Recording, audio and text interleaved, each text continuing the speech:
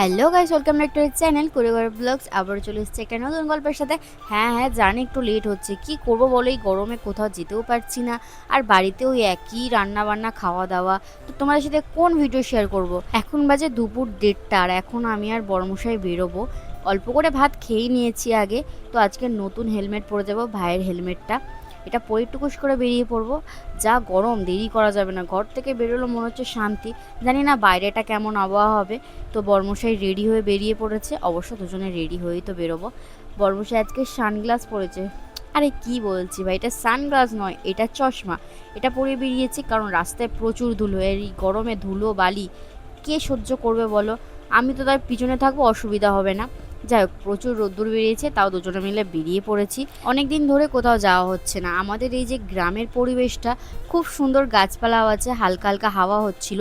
যেই শহরে পা দিয়েছি, বাপরে বাপ, যেমন জ্যাম তেমন ধুলো তেমন গরম, গা হাত পা যেন জ্বালা জ্বালা করছিল। ফাইনালি আমরা চলে এসেছি আমাদের লোকেশানে। আমরা সুদীপদের জন্য ওয়েট করছিলাম, কারণ আজকে সুদীপদের সাথে দেখাই করব। আগের সপ্তাহে দেখা হয়নি, মনে হচ্ছিল যেন 1 মাস দেখা হয়নি। সত্যি বলতে কেন এরকম হচ্ছিল জানি না। গল্প করতে করতে আমরা রেস্টুরেন্টের ভিতরে চলে এসেছি। এই রেস্টুরেন্টে আমি ফার্স্ট টাইম, সুদীপদার জন্যই আসা, আর এখানে আমরা দুপুরের লাঞ্চ করব। ভিতরে এসে দেখছি সুন্দর করে সাজানো গোছানো জায়গা। আর রেস্টুরেন্টের নামটাই তো বলা হলো না, 6 বালিগঞ্জ প্যালেস। তো ফার্স্ট টাইম এখানে এসেই দেখছি যে শুধু বাঙালিয়ানা খাবার দাবার ছিল, ভাত মাছ মাংস শুক্তো ইলিশ মাছ, প্রচুর রকমের আইটেম ছিল, বলে শেষ করতে পারবো না। গরম থেকে এসে ঠান্ডা হাওয়া খেতে খেতে ঠান্ডা ড্রিঙ্কও চলে এসছে।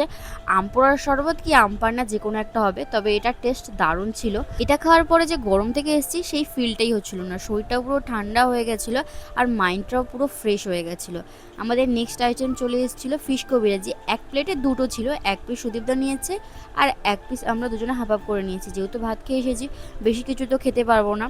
তো যাই বলো, এই ফিশ কবিরাজিটা কিন্তু দারুণ টেস্ট ছিল, আমার তো অসাধারণ লেগেছে। এটা খেতে খেতেই আমাদের নেক্সট মেনু চলে এসছে লুচি, ফুলকো ফুলকো লুচি প্লাস মাটন কষা, যেটা কিনা এখনো খাইনি, তবে খেয়ে বলবো টেস্ট কেমন হয়েছে। আমি বর্মশাইকে জিজ্ঞাসা করছিলাম ফিশ কবিরাজিটা কেমন টেস্ট, ও আবার কাসুন্দি দিয়ে খাচ্ছে, আর আমাকে তো বললো দারুণ হয়েছে। এরপর খেতে খেতে গল্প করতে করতে কখন যে মাটন কষার লুচি খেয়ে নিয়েছি বুঝতেই পারিনি, ভুলেই গেছিলাম যে তোমাদের সাথে তো ভিডিওটা শেয়ার করছি।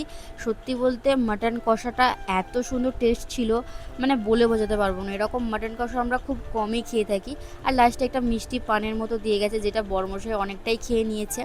বাড়ি যাওয়ার আগে বর্মশাই চুলটা ঠিক করে নিল। আর বাইরে এসে দেখছি এখানে একটা সুন্দর বসার জায়গাও আছে। আমরা আর বসলাম না, খেয়ে দিয়ে পেট ভার হয়ে গেছে। তাই পাশের গলি দিয়ে একটা রাস্তা যাচ্ছিল, সেখান দিয়েই হাঁটতে হাঁটতে যাচ্ছিলাম সামনের দিকে। জানি না কোথায় যাচ্ছি, বাট হাঁটছি, বেশ ভালোই লাগছিল। আমি শুধু সুন্দর সুন্দর বাড়িগুলো দেখছিলাম। একদিকে দেখছি পুরানো বাড়ি, একদিকে দেখছি নতুন বাড়ি। অ্যাকচুয়ালি পুরানো বাড়ি দেখলে না আমার সেই পুরানো ভূতের বইগুলোর কথা মনে পড়ে। পুরানো বাড়িতে ভূত থাকে, যদিও এইসব পুরানো বাড়িতে ভূত নেই। হাঁটতে হাঁটতে গল্প করতে করতে আমরা একটা মোড়ে এসে দাঁড়িয়েছি, আর আমরা তিনজন কোনো ভয় না করে চার মাথার মোড়ে দাঁড়িয়ে থামস আপ খাচ্ছি। এই যে একটা রাস্তা গেল, পিছনে একটা রাস্তা, এই সাইডে একটা রাস্তা, আর এই সাইডেও একটা রাস্তা আছে যেটা দিয়ে গাড়ি আসছিল, তাড়াতাড়ি করে পালালাম, না হলে পাক্কা ধাক্কা খেতাম, নয় বকা খেতাম। আচ্ছা, এই যে ফুল গাছটা, এই গাছটাকে কি বলে তোমরা কি কেউ জানো? আমি তো জানি না, জানলে অবশ্যই কমেন্ট করে জানিও। আচ্ছা, পুরানো বাড়ি দেখলে কি ভাবি সেটা তো বললাম, নতুন বাড়ি দেখলে কি ভাবি জানো? এইরকম একটা বাড়ি কবে আমরা বানাতে পারবো? তোমরা কিন্তু সাথে থাকলে আমরা অবশ্যই পারবো, শুধু তোমরা বেশি বেশি করে পাশে থেকো। সুদীপদের চলে গেছে সুদীপদের বাড়ি, আর আমরাও আমাদের বাড়ি চলে এসেছি। বাড়ি এসে বর্মশাই কীভাবে জল খাচ্ছে দেখো। অ্যাকচুয়ালি বাইরের জল খেয়ে কেন জানি না বাড়ির জলের মতো শান্তি পাই না, যদিও জলটা একটু ডিফারেন্স থাকে। বাড়ির জলে যেন আলাদাই শান্তি, মন প্রাণ সব জুড়িয়ে যায়। তবে বাড়িতে আসতেই যা গরম লাগছে, ঘেমে স্নান হয়ে যাচ্ছে। এই গরমে তোমাদের জন্য একটা খাবার চ্যালেঞ্জের ভিডিও বানিয়েছিলাম, যেটা কিনা বানাতে গিয়ে আমরা খুব মজা করেছি। যদি কেউ না দেখে থাকো তাহলে অবশ্যই গিয়ে দেখে কমেন্ট করে এসো। আর আজকে আমরা একটু পরে মেলাতেও যাব। কি বললে? তোমাদেরকেও নিয়ে যাবো।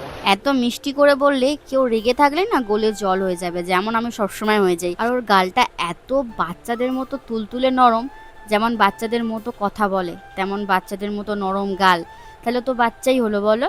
যাই হোক, আমরা অনেকটা রেস্ট করে দুজনে মিলে রেডি হয়ে পড়েছি মেলায় যাওয়ার জন্য। বর্মশাই কার সাথে ফোনে কথা বলছে, কথা শেষ হলেই বেরোবো। মেলাটা আমাদের বাড়ি থেকে খুব কাছে, বাইকে যেতে 2 থেকে 3 মিনিট লাগবে। মেলাটা কিন্তু খুব বড় সড়ো হয়। বললাম 2 মিনিটে চলে আসবো, আর চলে এসেছি। এসে দেখছি ভালোই কিন্তু ভিড় জমেছে মেলায়। অ্যাকচুয়ালি রাস্তার উপর মেলাটা হয় তো, তাই জন্য একটু বেশি ভিড়, গাড়িগুলো যাতায়াত করছে, প্রবলেম হচ্ছে। আর এবারে দেখছি মাঠের মধ্যেও মেলা হচ্ছে। আগে যখন মেলাটা হতো শুধু রাস্তাতেই হতো। কি কিনবো কি দেখবো কিছুই বুঝতে পারছি না, কারণ কেনার তো কিছু নেই। তাও চিরানিগুলো দেখছিলাম, একটা চিরানি কিনতে হবে, কারণ আমার চিরানিটা একটু একটু ভেঙে ভেঙে যাচ্ছে না, ঠিক মনের মতো পেলাম না, তাই জন্য অন্য একটা দোকান এলাম। তুলে দেওয়া বালিশগুলো বেশ নরম, মাথায় দিলে বেশ আরাম হবে। আর যে দোকানে রয়েছে এটা হচ্ছে আমাদের বাড়ির পাশেই থাকে দিদি। এই দিদির কাছে যাই নেই না, ডিসকাউন্টে দেয়, অনেক সময় তো পয়সা নেয় না, ফ্রিতেই দিয়ে দেয়। দিদি বলেছিল বড় একটা ক্লিপ নিয়ে যেতে, এখানে অনেক বড় বড় ক্লিপ ছিল, তো সেখান থেকে একটা ক্লিপ নিয়েছি। চুবড়ি করে ক্লিপটা দিল বলে বর্মশাই বলছে চুবড়িটাও কি ফ্রি। দোকানদার তো হেসে হেসে নাটাপাটা। তারপরে একটা বইয়ের দোকানে দাঁড়ালাম। বর্মশাই বলছিল ভূতের বই দেখার জন্য। হেমন্ত কুমার রায়ের ভয় সমগ্র বইটা নাকি খুব ভালো। বর্মশাই আমাকে বললো নেওয়ার জন্য। আমি বললাম এতক্ষণ পড়ার তো সময় পাবো না, আর তোমরা কি পছন্দ করবে ভূতের গল্প শুনতে, সেই জন্য আর নিলাম না। তো মেলার ভিতরে এসে দেখছি কি সুন্দর হরিনাম করছে, আর এখানে গোপাল ঠাকুর পুজো হয়েছে। অ্যাকচুয়ালি এই পুজো উপলক্ষেই মেলাটা বসা এখানে প্রত্যেক বছর। আর এই মেলাটা কিন্তু আমার মামার বাড়ির কাছে। খুব গরম হচ্ছিল, বিশ্বাস করবে না, তাই জন্য একটা আইসক্রিম নিয়েছি। বর্মশাই আর আমি দুজনে ভাগাভাগি করে খাবো বলে, বেশি ঠান্ডা খেলে ঠান্ডা লেগে যাবে সেই জন্য। তো আমরা একটা ফাঁকা জায়গায় এসে দাঁড়ালাম, কারণ ওদিকে ভিড়ে ধাক্কা ধাক্কি দিচ্ছে, আইসক্রিমটা যদি পড়ে যায়। তো এখান থেকে ভিউটা খুব সুন্দর লাগছে। এই বাগানটার চারিপাশ দিয়ে মেলাটা বসেছে। আর এই যে রাস্তায় আগে আমরা যেখানে দাঁড়িয়ে আছি এখানে দোকান বসে যেত, ওই ভিতরে জায়গায় ছিল না, পুরোটা এরকম মাঠ আর বাদা ছিল। আর এখন এই জমিতে কি চাষ হচ্ছে বলতো, এটা কিন্তু বাদা নয়, এখানে কলমি শাক ভরা আছে। রোজ এখান থেকে কলমি শাক কেটে বিক্রি করা হয়। বাড়ি যাওয়ার পথে মায়ের জন্য তো কিছু খাবার নিয়ে যেতে হবে। দেখছি প্রচুর ভিড় এই দোকানটা আগের যে মেলা হয়েছিল ওখানেও বসেছিল। তো এখানে জিলাপি ছাড়ার জন্য তেল গরম করছে, আর হাত দিয়ে দেখছে তেল গরম হয়েছে কিনা দেখছে। দেখতে দেখতেই জিলাপিটা ছেড়ে দিল। আর ওই যে ওদিকে মালপোয়া তুলছে, ওই মালপোয়াগুলো আমি নিলাম, কারণ প্রতিদিন জিলাপি খেতে ভালো লাগে, একটু অন্যরকম খাবারও তো খেতে হবে। আর মালপোয়া সেই কালকে ভাজবে, আর কালকে এখানে দোকান বসবে কি তারও কোনো ঠিক নেই। তবে এই জিলাপিগুলো খুব সুন্দর করে ছাড়ছে, আমার তো বেশ দারুণ লাগছিল। এই জিলাপিগুলো ভালো করে ভেজে আবার রসে দেবে। মালপোয়া নিয়ে বাড়ির পথে যাচ্ছিলাম, দেখলাম এই দোকানটা বসেছে দুলের। খুব সুন্দর সুন্দর ডিজাইনের দুল ছিল। ভাবলাম মেলা থেকে যদি একটা দুলই না কিনলাম তাহলে তো বেকার হয়ে যাবে। প্রত্যেক মেলায় আমার একটা করে দুল কেনা থাকে স্মৃতি হিসাবে। আগে বড় বড় দুল কিনতাম, এখন ছোট ছোট দুল কিনি। বড় বড় দুলগুলো পড়তে পারি না, বাট ছোট ছোট দুলগুলো পড়তে পারি।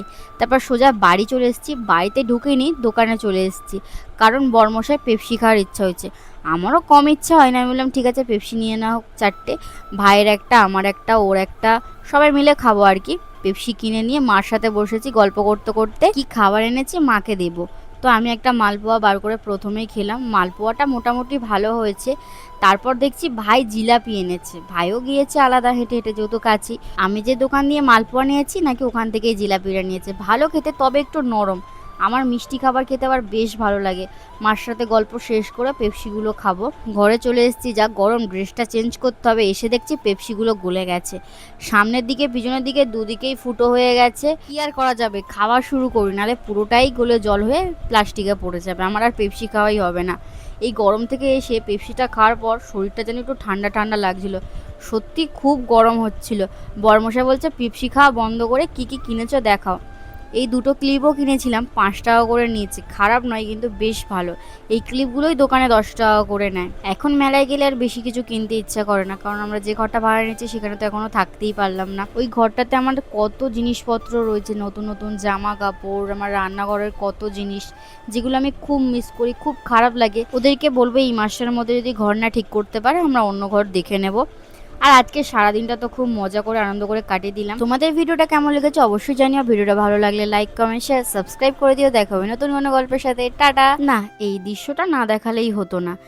প্লাস্টিকে যে পেপসির রসটা ছিল সেটা খাচ্ছে, খেতে গিয়ে প্লাস্টিকই খেয়ে ফেলেছে। কত যে হাসবো, বলছে এই জুসটা নাকি হেব্বি খেতে।